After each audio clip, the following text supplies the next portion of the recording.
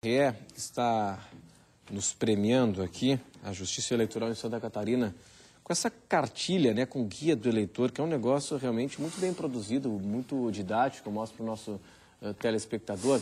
Qual é a intenção desse tipo de material, nessa linha que o professor está nos contando aqui, né, da conscientização, imagino? Quer dizer, você explicar o que é a votação, quem é que pode votar, o que é a segunda via do título eleitoral, como é que funciona o processo, a diplomação, o título de eleitor e por aí vai. Essa é a intenção de você conscientizar a população a respeito da importância do voto, de que forma se dá o processo? Boa noite, Renato, boa noite os debatedores aqui da mesa, boa noite telespectador que está nos assistindo. A intenção, de fato, da Justiça Eleitoral, até porque isso está na missão da instituição Justiça Eleitoral, é aproximar o eleitor do seu exercício de cidadania. E nós sabemos que a forma mais elevada de exercer a cidadania é o ato de votar. Portanto, essa cartilha ela tem o objetivo de esclarecer ao eleitor, primeiro, o conhecimento sobre o processo eleitoral e o conhecimento de alguns conceitos básicos com relação à democracia.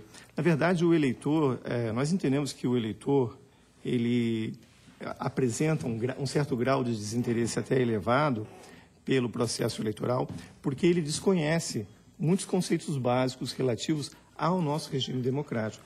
Na verdade, o Brasil é uma república democrática no qual o seu eleitorado não conhece o poder que ele tem de exercício da soberania.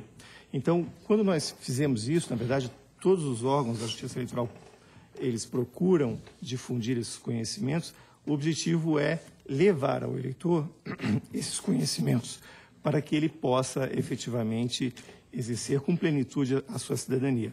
E eu me alinho, Renato, com os debatedores aqui da mesa, no sentido de que penso que, atualmente, o estágio atual de maturidade da nossa democracia, ele não nos permite ainda evoluir, porque é uma evolução para o voto facultativo, em tese, seria uma evolução, até em razão do nosso pouco tempo de experiência democrática, de experiência de eleição dos nossos representantes pela via direta do voto.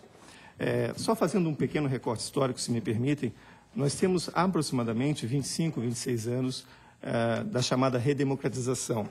Ou seja, esse é um tempo que vem desde 1985, no qual nós elegemos tão somente, e isso é um dado técnico importante a ser destacado, 3 presidentes da República. Depois, assim que abriu o período de redemocratização, fim do período de ditadura militar, nós elegemos tão somente 3 presidentes da República. E esse tipo de experiência é muito pequeno ainda.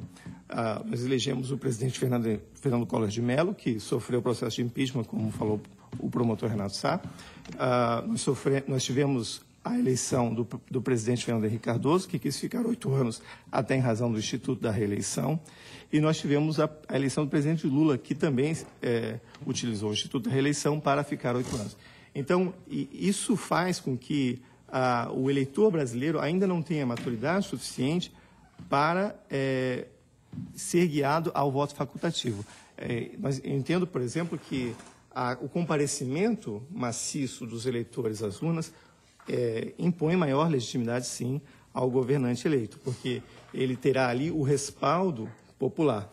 E independente das críticas que se fazem ao voto obrigatório, porque, repito, o voto facultativo é uma evolução, o constrangimento do eleitor imposto pelo Estado, que o Estado impõe ao eleitor que compareça às urnas. Esse constrangimento ele é mínimo diante dos benefícios que ele colhe participando do processo eleitoral, exercendo a soberania popular, de fato, mediante o voto. Pois é. Renato, tu me permite só uma complementação?